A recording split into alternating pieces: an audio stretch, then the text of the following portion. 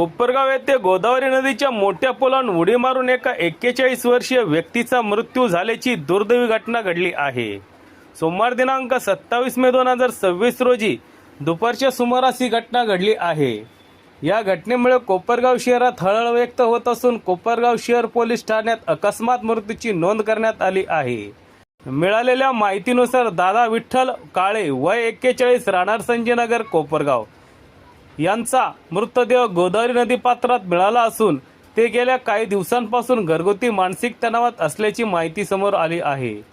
या घटनेची माहिती त्यांचे जावई शुभम सुनील जाधव वय 25 राहणार सुभाषनगर कोपरगाव यांनी कोपरगाव शहर पोलीस ठाण्यात दिली। घटनेनंतर पोलिसांनी घटनास्थळी धाव घेत पंचनामा केला। त्यानंतर मृतदेह ग्रामीण रुग्णालयात हलविण्यात आला। या प्रकरणी कोपरगाव शहर पोलीस ठाण्यात अकस्मात मृत्यूची नोंद करण्यात आली असून पुढील तपास सुरू आहे।